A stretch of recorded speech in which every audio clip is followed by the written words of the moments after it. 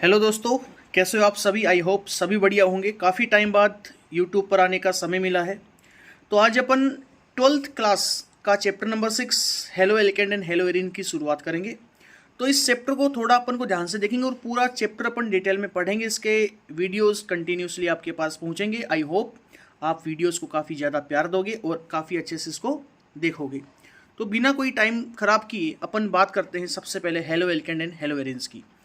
देखो, ये जो चैप्टर है इसको अपन दो पार्ट्स में डिवाइड करके पढ़ेंगे। एक पार्ट होगा हेलो एलिकेन का और एक पार्ट होगा हेलो एरिन का। तो सबसे पहले अपन बात करते हैं कि जो हेलो एलिकेन क्या होता है। सबसे पहले अपन इसके अंदर देखेंगे कि हेलो एलिकेन किसे बोलते हैं। चलिए शुरुआत करते हैं। सबसे पहले अपन बात करते हैं हेलो एलिकेन की कि हेलो एलिकेन क्या होता है। देखो, दिख रहा है अपन को साफ साफ कि जो हेलो हेलो जो शब्द होता है, हेलो का मीनिंग निकलता है यहाँ पर हेलोजन से। हेलो का मीनिंग निकला हेलोजन से। और एल्केन, एल्केन का मीनिंग क्या होता है? एल्केन का मीनिंग होता है single bonded hydrocarbon. Single bonded hydrocarbon मतलब अगर सिंगल बॉन्डेड हाइड्रोकार्बन के साथ हेलोजन आकर अटैच हो जाता है तो ऐसे कंपाउंड को अपन हेलो एलिकेन्स कहते हैं। जैसे हेलोजन क्या होता है, आप सभी दोस्तों को पता है कि हेलोजन का मीनिंग क्या होता है। हेलोजन का मीनिंग होता है ग्रुप नंबर 17 एलिमेंट, जिसमें कौन कौन आता है? Fluorine, chlorine, bromine and iodine. ये सब हेलोजन्स होते हैं और इस हेलोजन्स को अपन एक्स से रिप्रेजेंट करेंगे, इस बात का ध्यान रखेंगे। और सिंगल बॉन्डेड हाइड्रोकार्बन किसे कहते हैं आप सबको पता है। तो सबसे पहले अगर अपन बात करें हेलो एल्केन होता क्या है, तो हेलो एल्केन का सिंपल मीनिंग क्या निकलता है कि मान लो अपने पास RH। अब थोड़ा सा यहाँ पर मैं आपको बता दूँ, ऑर्गेनिक केमिस्ट्री में इस RH को अपन एल्केन से रिप्रेजेंट करते हैं। RH को अपन एल्केन से रिप्रेजेंट करते हैं। तो अगर मैं क्या करूँ, इस एल्केन से H एटम को रिप्लेस कर दूँ और उसकी जगह किसी हेलोजन एटम को ऐड कर दूँ, तब आपके पास क्या बनेगा? आपके पास बनता RX। रही बात R की, तो R को तो अपन बोलते हैं एल्काइल। R यहाँ पर होता है एल्काइल और X का मीनिंग होता है हेलाइट। तो अपन यहाँ अपने पास बनेगा एल्काइल हेलाइड। ये इसका कॉमन नेम होता है। Alkyl halide is a common name. अगर अपन बात करें इसकी IUPAC की, तो इसका IUPAC नेम निकलेगा हेलो एल्केन। इसी को अपन क्या बोलते हैं? हेलो एल्केन बोलते हैं। Halo alkane. तो सिंपल सा मीनिंग निकला कि अगर अपन एल्केन से क्या करें, H एटम को सब्सटीट्यूट कर दे किसके थ्रू? हेलोजन के थ्रू, तो जो प्रोडक्ट अपने पास बनता है उसको अपन हेलो एल्केन कहते हैं। इसके बाद में अपन बात करते हैं, नेक्स्ट अपना जो टॉपिक रहेगा जिसकी अपन बातें करेंगे वो अपना रहेगा classification of halo alkane. Classification of halo alkane. Classification of halo alkane. अभी क्लासिफिकेशन ऑफ हेलो एल्केन का मीनिंग क्या होता है वो समझते हैं अपन। जैसे सबसे पहले अपन ने हेलो एल्केन को क्लासिफाइड किया on the basis of number of halogen atom. Number of halogen atom कि भी किसी हेलो एल्केन के अंदर कितने हेलोजन एटम प्रेजेंट होते हैं, उस बेसिस पर अपन हेलो एल्केन को क्लासिफाइड करते हैं। जैसे अगर अपन बात करें, जैसे अब आप यूँ समझना, अगर मान लो किसी हेलो एल्केन में एक हेलोजन एटम आता है, नंबर ऑफ हेलोजन एटम कितना हो? 1 हो, तो 1 के लिए यहाँ पर अपन बात करेंगे मोनो को। मतलब अगर किसी हेलो एल्केन में एक हेलोजन एटम जुड़ा हो तो उसको अपन मोनो से रिप्रेजेंट करते हैं। इसी प्रकार अगर किसी एल्केन में 2 हेलोजन एटम प्रेजेंट हो तो यहाँ पर 2 के लिए अपन डाई वर्ड का यूज़ करेंगे। और इसी प्रकार किसी हेलो एल्केन में 3 हेलोजन एटम प्रेजेंट हो तो इसके लिए अपन ट्राई शब्द का यूज़ करते हैं। और इसी प्रकार अगर किसी हेलो एल्केन में 4 हेलोजन एटम प्रेजेंट हो तो इसके लिए अपन टेट्रा शब्द का यूज़ करते हैं। एक्स का मतलब यहाँ पर हेलोजन होता है। तो वापस बता दूँ, अगर किसी हेलो एल्केन में एक हेलोजन एटम प्रेजेंट है तो इसके लिए मोनो आएगा, 2 हेलोजन एटम के लिए डाई आएगा, 3 हेलोजन एटम के लिए ट्राई आएगा, 4 के लिए टेट्रा आएगा। तो अगर अपन इस थोड़ी एग्जाम्पल की बात करें तो अपन देखेंगे, जैसे मान लो आपके पास आया CH3X, तो इसका नाम क्या होगा? अगर मैं आपसे पूछूं कि इसके अंदर नंबर ऑफ हेलोजन एटम कितने हैं, तो आप बोलोगे नंबर ऑफ हेलोजन एटम 1 है। तो एक हेलोजन के लिए अपन किसका यूज़ करते हैं? इसके लिए अपन यूज़ करेंगे मोनो का। तो अपन क्या बोलेंगे इसको? एक हेलोजन का मतलब हो गया मोनो, और हेलोजन को यहाँ पर हेलो से रिप्रेजेंट करते हैं तो हो गया मोनो हेलो, और ये हो गया एल्केन, तो एल्केन कौन सा, एक कार्बन का मीथेन, तो इसका नाम हो जाएगा मोनोहेलो मीथेन। इसी प्रकार मान लो आपके पास कुछ ऐसा कुछ आया CH3 CH2 एंड Cl। अगर मैं आपसे पूछूं कि यहाँ पर नंबर ऑफ हेलोजन एटम कितना है, तो आप बोलोगे एक हेलोजन है, एक हेलोजन एटम इसके अंदर प्रेजेंट है। तो एक के लिए अपन किसका यूज़ करते हैं, एक के लिए अपन यूज़ करते हैं मोनो का, और इस हेलोजन का नाम क्या हो गया, क्लोरो, तो नाम हो गया मोनोक्लोरो। और एल्केन कौन सा आया, तो 2 कार्बन का एल्केन, तो इसको अपन बोलेंगे इथेन, तो इसका नाम क्या बना, मोनोक्लोरो इथेन। इसी प्रकार और देखते हैं अपन, जैसे मान लो अपने पास कुछ ऐसा आया CH3 CH2 CH, और यहाँ पर जुड़ा हेलोजन और एक हेलोजन यहाँ पर जुड़ा। अगर मैं आपसे पूछूं इस कंपाउंड में नंबर ऑफ हेलोजन एटम कितने, तो आप बोलोगे सर इसमें number of halogen atom 2 halogen atom present है। तो 2 हेलोजन एटम के लिए अपन किसका यूज़ करते हैं, 2 के लिए अपन यूज़ करते हैं डाई का, तो इसका नाम क्या हो गया, इसका नाम हो गया डाई हेलो इथेन। 2 कार्बन है, नाम हो गया डाई हेलो इथेन।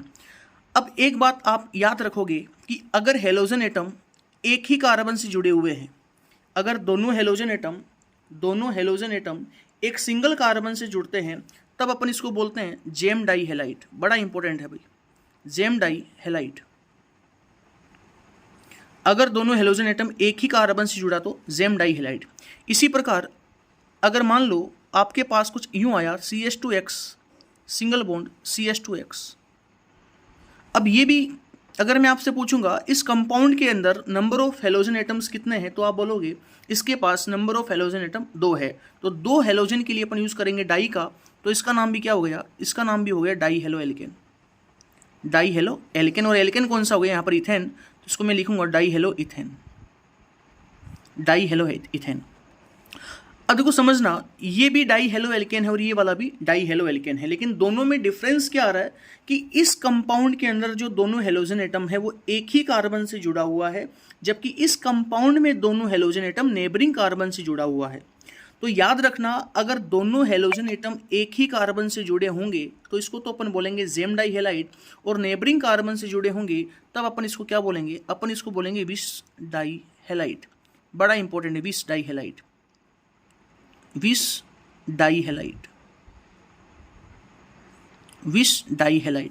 तो दोनों ही अपने आप में इंपॉर्टेंट है, इसका पूरा ध्यान रखोगे।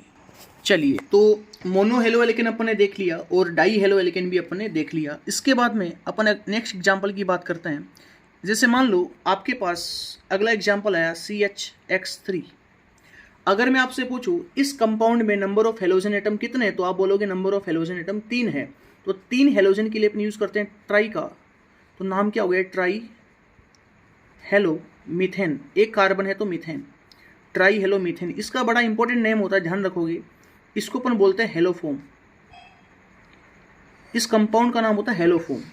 इसी प्रकार मान लो अपने पास कुछ ऐसा आया CHCl3।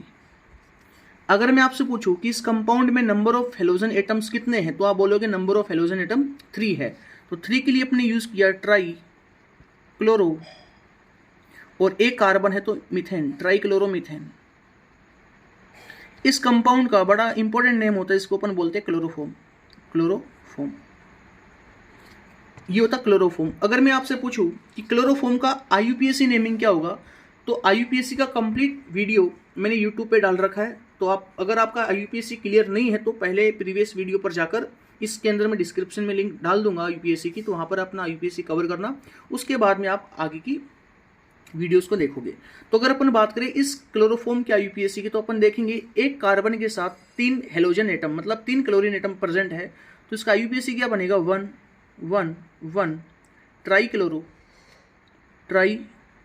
Methane, 1 1 1 try chloro methane. ठीक इसी प्रकार मान लो अगला हेलोफॉर्म अपने पास यूँ आया CHI3। अगर मैं आपसे पूछूं कि इसमें नंबर ऑफ हेलोजन एटम कितने, तो आप बोलोगे नंबर ऑफ हेलोजन एटम 3 है। तो इसका IUPAC नेम क्या बनेगा, ट्राई आइडो मीथेन। इसका IUPAC बनेगा ट्राई आइडो मीथेन। अगर इसका कॉमन नेम की बात करें तो याद रखना इसका कॉमन नेम होगा आइडोफोम। अगर क्लोरीन जुड़ेगा तो क्लोरोफोम बनेगा, और आयोडीन जुड़ेगा तो आइडोफोम बनेगा। इसी प्रकार इसका भी IUPAC क्या बन जाएगा, एक कार्बन के साथ 3 आइडो ग्रुप लगा हुआ है तो 1 1 1 ट्राई आइडो मीथेन। 111 ट्राईआइडोमीथेन। इसी प्रकार अगर अपन नेक्स्ट एग्जाम्पल की बात करते हैं तो मान लो आपके पास आया CCl4। अगर आपसे पूछो कि इस कंपाउंड में नंबर ऑफ हेलोजन एटम्स कितने हैं, तो आपको दिख रहा है कि नंबर ऑफ हेलोजन एटम्स 4 है। तो इसका यूपीएससी इसका कॉमन नेम क्या हो जाएगा? Carbon tetra chloride. Carbon tetra chloride, 4 carbon है, टेट्रा का अपन यूज करते हैं, कार्बन टेट्रा क्लोराइड। अगर बात करूँ इसके आईयूपीएसी की तो एक कार्बन के साथ ही 4 हेलोजन एटम जुड़ा हुआ है, तो ये हो गया 1 1 1 1 tetra chloro methane, 111 tetra chloro methane. तो ये तो अपन ने क्लासिफिकेशन किया on the basis of number of halogen atom. I hope सभी बच्चों को अच्छे से समझ में आया होगा। इसके बाद में अपन सेकंड क्लासिफिकेशन की बात करते हैं, जो काफ़ी ज़्यादा इंपॉर्टेंट होता है और पूरी ऑर्गेनिक के अंदर भी ये काम चलता जाएगा। अगर अपन बात करें on the basis of degree of halogen atom on the basis of degree of halogen atom. देखो बड़े ध्यान से समझते हैं अपन इस बात को। जैसे मान लो अपने पास एक ऐसा कोई कंपाउंड दे रखा है CH3 CH2 एंड X। अगर मैं आपसे पूछता हूँ कि इस हेलो एल्केन का डिग्री क्या होगा, तो देखो बड़े ध्यान से समझना। अगर मैं आपसे पूछूँ कि जो कार्बन है, ये वाला जो कार्बन है, ये कार्बन कितने कार्बन से अटैच है, तो आप देखोगे ये वाला कार्बन एक कार्बन से जुड़ा हुआ है, तो मैं बोलूँगा ये कार्बन 1 डिग्री कार्बन होगा। मतलब इस कार्बन का डिग्री क्या आएगा? 1 डिग्री आएगा। ठीक उसी प्रकार मैं तुमसे पूछूं कि ये जो कार्बन है, ये कार्बन कितने कार्बन से जुड़ा हुआ, तो ये वाला कार्बन इस कार्बन से जुड़ रहा है, तो ये कार्बन भी कितना डिग्री हो गया? 1 डिग्री हो गया। इसी प्रकार अगर मैं आपसे पूछूं कि ये जो हेलोजन एटम है, हेलोजन एटम कितने डिग्री कार्बन से जुड़ा हुआ है, तो आप बोलोगे कि हेलोजन एटम 1 डिग्री कार्बन से जुड़ा हुआ है, तो ये पूरा कंपाउंड क्या कहलाएगा? 1 degree halo alkane, 1 degree halo alkane. और देखेंगे जैसे मान लो अपने पास कुछ ऐसा कंपाउंड आया CH3 CH एंड CH3 और यहाँ पर मैंने जोड़ दिया हेलोजन को। तो बड़े ही ध्यान से समझना एक बार। अगर मैं आपसे पूछूं कि ये जो कार्बन आपको दिख रहा है, ये वाला, ये कार्बन कितने कार्बन से जुड़ा हुआ है, तो आप देखोगे ये वाला कार्बन एक कार्बन से जुड़ रहा है, इसी कार्बन से जुड़ रहा है। कभी कभार बच्चों में कन्फ्यूजन होता है कि कार्बन 2 कार्बन से जुड़ा हुआ, नहीं, ये कार्बन तो इसी से जुड़ा हुआ है। तो ये वाला कार्बन केवल सिंगल कार्बन से बॉन्डेड है, तो इसका भी डिग्री क्या हो जाएगा? 1 डिग्री। अगर मैं तुमसे पूछूं ये वाला कार्बन कितने कार्बन से जुड़ा हुआ है, तो आप बोलोगे ये वाला कार्बन भी एक ही कार्बन से जुड़ रहा है इससे, तो ये वाला भी हो गया 1 डिग्री कार्बन। ठीक उसी प्रकार अगर मैं आपसे पूछता हूं कि ये वाला जो कार्बन है, ये कार्बन कितने कार्बन से जुड़ा हुआ है, तो आप देखोगे ये वाला कार्बन 2 कार्बन से बॉन्डेड है, तो ये वाला कार्बन अपना हो जाएगा 2 डिग्री कार्बन। तो अगर हम ध्यान से देखें तो मैं पूछूंगा कि हेलोजन एटम कितने डिग्री कार्बन से जुड़ रहा है, तो हेलोजन एटम यहाँ पर 2 डिग्री कार्बन से जुड़ा हुआ है, तो ये वाला हो गया 2 degree halo alkane. I hope समझ में आ रहा होगा। इसी प्रकार अगर मैं बात करूँ कि एक कार्बन है मान लो, और यहाँ पर आया CH3, यहाँ पर भी आया CH3, यहाँ पर भी आया CH3 और यहाँ पर आया हेलोजन। अगर मैं तुमसे पूछूं कि ईच कार्बन का डिग्री क्या होगा, तो चेक करते हैं एक बार। ये वाला जो कार्बन है, ये केवल सिंगल इस वाले कार्बन से जुड़ा हुआ है, तो ये वाला कार्बन इस कार्बन से जुड़ रहा है, तो ये वाला कार्बन हो गया 1 डिग्री कार्बन। ये वाला कार्बन भी एक ही कार्बन से जुड़ रहा, तो 1 डिग्री कार्बन। ये वाला कार्बन भी एक कार्बन से जुड़ा, तो 1 डिग्री कार्बन। और बीच वाला जो कार्बन है 3 कार्बन से बॉन्डेड है, तो ये वाला हो गया 3 डिग्री कार्बन। अगर मैं तुमसे पूछता हूँ कि जो हेलोजन एटम है, हेलोजन एटम कितने डिग्री कार्बन से जुड़ा हुआ है, तो आप देखोगे हेलोजन एटम यहाँ पर 3 डिग्री कार्बन से जुड़ता है, तो ये अपने हो गया 3 degree halo alkane. I hope आपको डिग्री ऑफ हेलो एल्केन समझ में आया होगा। वापस थोड़ा रिपीट कर दूं, अगर हेलोजन एटम 1 डिग्री कार्बन से बॉन्डेड है, तो अपन इसको बोलेंगे 1 डिग्री हेलो एल्केन। इसी प्रकार अगर हेलोजन एटम 2 डिग्री कार्बन से बॉन्डेड है, तो इसको बोलेंगे 2 डिग्री हेलो एल्केन। और इसी प्रकार हेलोजन एटम 3 डिग्री कार्बन से बॉन्डेड है, तो इसको अपन बोलेंगे 3 डिग्री हेलो एल्केन। तो इसमें आपको कोई डाउट नहीं रहा होगा। अब मैं आपको एक क्वेश्चन यहाँ पर करने के लिए दे रहा हूँ। वीडियो को आप पॉज करोगे और पॉज करने के बाद में आप ईच कार्बन का डिग्री डिसाइड करोगे कि ईच कार्बन का डिग्री क्या होता है। जैसे मान लो आपके पास ये वाला एक एग्जाम्पल दिया है, तो फटाफट आप वीडियो को पॉज कीजिए और पॉज करने के बाद में इस कार्बन का डिग्री, आप ईच कार्बन का तुम्हें डिग्री बताना है। इसको मैं थोड़ा सा और थोड़ा अच्छे से लिख दूँ U, ऐसा। अब आपको इस कार्बन का डिग्री चेक करना, साथ ही आपको हेलो एल्केन का डिग्री भी बताना है। तो फटाफट वीडियो पॉज करके आप देखिएगा इसका डिग्री क्या होगा और ये कितना डिग्री हेलो एल्केन है। चलिए दो चेक करते हैं। पहले मैं यहाँ से शुरुआत कर रहा हूँ। अगर मैं इस कार्बन को देखूँ, ये वाला कार्बन केवल एक ही कार्बन से जुड़ा हुआ है, तो ये वाला कार्बन हो गया 1 डिग्री कार्बन। ये वाला कार्बन एक तो इससे जुड़ रहा है और एक इस कार्बन से जुड़ रहा है, तो ये हो गया 2 डिग्री कार्बन। ये वाला जो कार्बन है, ध्यान से देखिएगा, ये वाला कार्बन एक तो इस कार्बन से जुड़ रहा है और एक इस कार्बन से जुड़ रहा है, तो ये वाला भी हो गया 2 डिग्री कार्बन। ये वाला कार्बन चेक करते हैं, ये वाला कार्बन एक तो इससे जुड़ रहा है, ये वाला कार्बन इससे भी जुड़ रहा है और ये वाला कार्बन इससे भी जुड़ रहा है। मतलब बीच वाला ये जो कार्बन है, एक कार्बन से जुड़ा, 2 कार्बन से जुड़ा, 3 कार्बन से जुड़ा, तो ये वाला हो गया 3 डिग्री कार्बन। अगर मैं इसकी बात करूँ तो ये वाला जो कार्बन ये एक से जुड़ रहा है, इधर दूसरे से जुड़ रहा है, ऊपर वाले तीसरे से जुड़ा, ये भी हो गया 3 डिग्री कार्बन। इस वाले कार्बन की अगर मैं बात करूँ तो ये वाला कार्बन केवल एक कार्बन से जुड़ रहा है, तो ये वाला हो गया 1 डिग्री कार्बन। इस कार्बन की अगर मैं बात करूँ तो ये वाला कार्बन एक तो इससे जुड़ रहा है और एक इससे जुड़ रहा है और एक नीचे वाले से जुड़ रहा है, तो ये हो गया 3 डिग्री कार्बन। ये वाला कार्बन सिंगल से जुड़ रहा है, तो ये वाला 1 डिग्री कार्बन। ये वाला कार्बन भी एक कार्बन जुड़ा, तो 1 डिग्री कार्बन। ये वाला जो कार्बन है, ये कार्बन 3 कार्बन से जुड़ा हो, चेक करते हैं। ये पहला कार्बन, इधर दूसरा कार्बन, ऊपर तीसरा कार्बन, तो ये वाला हो गया 3 डिग्री कार्बन। ये वाला कार्बन एक कार्बन से जुड़ा, तो 1 डिग्री कार्बन। ये वाला कार्बन भी इसी से जुड़ा, तो 1 डिग्री कार्बन। तो ऐसे ईच कार्बन का अपने डिग्री डिसाइड किया। अब चेक करते हैं जो हेलोजन एटम है वो कितने डिग्री कार्बन जुड़ा हुआ है, 2 डिग्री कार्बन से जुड़ा हुआ है, तो ये अपना हो गया 2 degree halo alkane. I hope degree of halo alkane आपको बड़े अच्छे से समझ में आया होगा। चलिए अब अपन थर्ड क्लासिफिकेशन की बात करते हैं, जो सबसे ज़्यादा इंपॉर्टेंट है और यहाँ से इसी कॉन्सेप्ट के बेसिस पर काफ़ी ज़्यादा एनसीईआरटी में क्वेश्चंस भी दे रखे हैं। चलिए ऑन द बेसिस ऑफ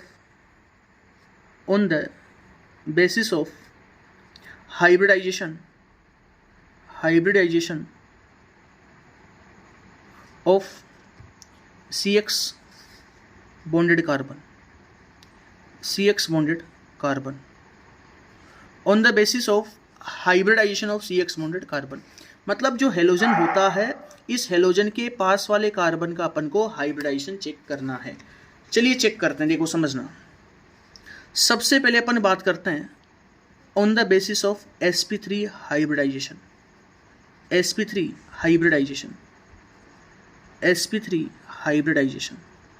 चलिए देखिए भाई, समझ लीजिए। देखो sp3 हाइब्रिडाइजेशन के बेसिस पर जो अपना हेलो एल्केन होता है, ये 2 टाइप का होता है। कितने टाइप का होता है? 2 टाइप्स का। एक तो अपने पास होता है एलाइलिक हैलाइड, और एक अपने पास होता है बेंजाइलिक हैलाइड। बड़ा इंपॉर्टेंट है। इन दोनों के अंदर खास बात अगर मैं आपको बताऊं तो दोनों को तो आपको याद कैसे रखना है, देखो समझना।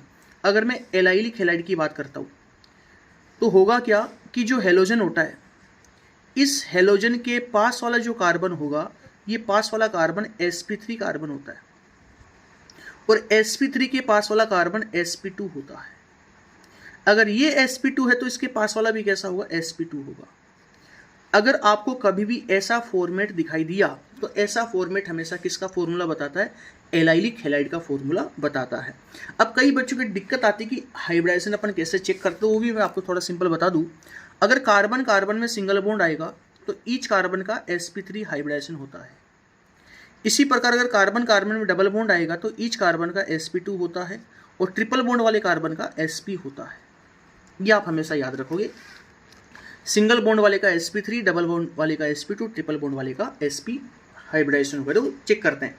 अब एलाइलिक हैलाइड का मीनिंग क्या होता है? एलाइलिक हैलाइड किससे बोलेंगे? अगर किसी हेलो एल्केन में हेलोजन एटम sp3 कार्बन से बॉन्डेड होता है और sp3 वाला कार्बन sp2 कार्बन से बॉन्डेड होता है, तो ऐसे कंपाउंड को अपन एलाइलिक हैलाइड कहते हैं। अब अपन देखो इस फॉर्मेट से इसका अपन फॉर्मूला बनाते हैं। देखो समझना, सबसे पहले यहाँ पर मैंने लिखा हेलोजन, ये रहा देखो हेलोजन। यहाँ पर आएगा कार्बन, कौन सा बॉन्ड बनाएगा हेलोजन के साथ? Single bond. तो सिंगल बॉन्ड बना रहा है, इसका मतलब ये कार्बन कैसा हुआ? sp3। इसके बाद में एक कार्बन और आएगा ये वाला, और इसके साथ एक कार्बन और आएगा ये वाला। इन दोनों कार्बन का हाइब्रिडाइजेशन क्या है? sp2 है। इसका मतलब ये sp2 वाले कौन सा बॉन्ड बनाएंगे? Double bond. तो यहाँ पर तो अपने बना दिया डबल बॉन्ड। और ये sp3 है तो दोनों तरफ से सिंगल बॉन्ड ही बनाएगा। तो ऐसा जो हेलो एल्केन जो होता है उसको अपन बोलते हैं एलाइलिक हैलाइड। तो एलाइलिक हैलाइड फिक्स रखना, हेलोजन के पास वाला कार्बन तो कैसा होगा, sp3 होगा, sp3 के पास वाला कार्बन कैसा होगा, sp2 होगा। तो इसको अपन बोलते हैं एलाइलिक हैलाइड। और देखो अपन एग्जांपल करते हैं इसके, जैसे मान लो आपके पास कुछ यूं ऐसा आया, ऐसा, और यहाँ पर मैंने लगा दिया हेलोजन को, तो आप देखोगे हेलोजन के पास वाला जो कार्बन है ये दोनों तरफ से सिंगल बॉन्ड ही बना रहा है। तो सिंगल बॉन्ड बना रहा है, इसका मतलब इसका हाइब्रिडाइजेशन क्या आ गया, sp3। इस वाले कार्बन के पास वाला कार्बन जो कौन सा बॉन्ड बना रहा है, डबल बॉन्ड बना रहा है। आप देख पा रहे हो पास वाला कार्बन कैसा बॉन्ड बना रहा है, डबल बॉन्ड बना रहा है। तो ये कार्बन कैसा हो गया, sp2। अगर हेलोजन के पास वाला sp3 होगा और sp3 के पास वाला sp2 होगा तो ऐसे कंपाउंड को अपन क्या बोलेंगे, एलाइलिक हैलाइड बोलते हैं। चलिए अगर मैं बात करूँ बेंजाइलिक हैलाइड, देखो नाम से पता चल रहा है बेंजाइलिक, बेंजाइलिक का मतलब कौन आया, बेंजीन आया। बेंजीन सबको बनाना था, ये रहा देखो बेंजीन। अब तुम देखोगे बेंजीन के सभी कार्बन डबल बॉन्ड बना रहे हैं, ये दोनों डबल बॉन्ड बना रही है, ये दोनों डबल बॉन्ड बना रही है, दोनों डबल बॉन्ड बना रही है। इसका मतलब बेंजीन का ईच कार्बन जो होगा वो sp2 हाइब्रिडाइज होगा और अपना हेलोजन किसके साथ बॉन्डेड होगा, sp3 कार्बन से। इसका मतलब क्या करना है तुम्हें, इसका मतलब आपको इस बेंजीन के किसी भी कोने पर एक कार्बन को लगाना है जो सिंगल बॉन्ड बनाएगा। तो इस कार्बन का हाइब्रिडेशन क्या आ गया, sp3 आ गया। और sp3 के पास में तुम किसको लगा दो, हेलोजन को लगा दो। मतलब अगर आपके पास ऐसा कोई फॉर्मूला आया जिसमें बेंजीन के साथ कोई sp3 कार्बन अटैच है और sp3 कार्बन से कौन जुड़ा हुआ है, हेलोजन, तो ऐसे कंपाउंड को अपन बोलते हैं बेंजाइलिक हैलाइड। इंपॉर्टेंट है, समझ में आ गया। तो एक बार मैं वापस थोड़ा रिपीट कर दूं, एलाइलिक हैलाइड में हेलोजन के पास वाला कार्बन sp3 होगा, सिंगल बॉन्ड वाला होगा। सिंगल बॉन्ड वाले कार्बन के पास डबल बॉन्ड वाला कार्बन होगा, sp2 कार्बन होगा। तो ऐसे फॉर्मेट को बोलेंगे एलाइलिक हैलाइड। और बेंजाइलिक हैलाइड में बेंजीन से कोई sp3 कार्बन जुड़ा होगा और sp3 कार्बन से हेलोजन जुड़ा होगा, तो ऐसे कंपाउंड को अपन बोलते हैं बेंजाइलिक हैलाइड। चलिए इसके बाद में दूसरे क्लासिफिकेशन की अपन बात करते हैं, sp2 हाइब्रिडाइजेशन के बेसिस पर। sp2 हाइब्रिडाइजेशन देखो समझते हैं ध्यान से, sp2 हाइब्रिडाइजेशन, भाई sp2 हाइब्रिडाइजेशन के बेसिस पर भी हेलो एल्केन दो टाइप के होते हैं। एक तो अपना होता है विनाइलिक हैलाइड, एक तो हो गया विनाइलिक हैलाइड, और एक अपना होता है एरिल हैलाइड, एरिल हैलाइड। तो इसको भी पहचान करने का बड़ा आसान सा तरीका होगा। कैसे, आपको क्या करना है, जैसे मान लो आपके पास हेलोजन हो गया, अगर हेलोजन के पास वाला कार्बन कौन सा हो, sp2 हो। अगर हेलोजन के पास वाला कार्बन कैसा हो, sp2 कार्बन हो, मतलब डबल बॉन्ड वाला कार्बन हो, तो ऐसे कंपाउंड को अपन बोलेंगे विनाइलिक हैलाइड। चलो अपन चेक करते हैं, एक बार देखते हैं एग्जांपल से, बड़े आसानी समझ में आएगा आपको। जैसे मान लो आपके पास ऐसा कोई फॉर्मेट आया, CH3 CH double bond CH single bond and halogen. आप देख पा रहे हो कि हेलोजन के पास वाला जो कार्बन है, हेलोजन के जो पास वाला कार्बन है तो वो कैसा है, ये वाला कार्बन कैसा हो गया, sp2 कार्बन हो गया। और sp2 कार्बन से मतलब डबल बॉन्डेड कार्बन से अगर हेलोजन एटम अटैच है तो ऐसे कंपाउंड को अपन क्या बोलेंगे, विनाइलिक हैलाइड। फिक्स रखना, अगर डबल बॉन्डेड कार्बन से अगर हेलोजन एटम जुड़ गया तो वो तो होगा विनाइलिक हैलाइड, और सिंगल बॉन्डेड कार्बन से अगर हेलोजन जुड़ा और सिंगल बॉन्ड के पास वाला कैसा हो, डबल बॉन्डेड कार्बन हो, तो उसको अपन बोलेंगे एलाइलिक हैलाइड। तो विनाइलिक और एलाइलिक में इतना सा डिफरेंस है, विनाइलिक हैलाइड में हेलोजन एटम sp2 कार्बन से जुड़ता है और एलाइलिक हैलाइड में halogen atom sp3 sp2 carbon से अटैच होता है। चलिए आई होप समझ में आ गया होगा। अब अपन बात करते हैं एराइल हैलाइड की। तो समझना, एराइल का मीनिंग होता है बेंजीन, हमेशा याद रखना एराइल का मीनिंग बेंजीन ही होता है। तो सिंपल सा है, अगर बेंजीन से, ये रहा देखो बेंजीन, और आपको दिख रहा है कि बेंजीन के सभी कार्बन कैसे हैं, sp2। अगर बेंजीन से डायरेक्ट हेलोजन एटम जुड़ गया तो इसको अपन बोलेंगे एराइल हैलाइड। तो आई होप्स आपको क्लासिफिकेशन ऑफ हेलो एल्केन समझ में आया होगा। कल की क्लास में अपन बात करेंगे nature of CX bond and preparation of haloalkanes की। आई होप सभी बच्चों को अच्छे से समझ में आया होगा, और नेक्स्ट क्लास में अपन और भी ज़्यादा इस चैप्टर को आगे की तरफ बढ़ाएंगे। तो वीडियो को अच्छे से शेयर कीजिए, और अपने दोस्तों तक पहुंचाइए और अच्छा लगे तो लाइक एंड सब्सक्राइब भी जरूर कीजिए। Thank you so much.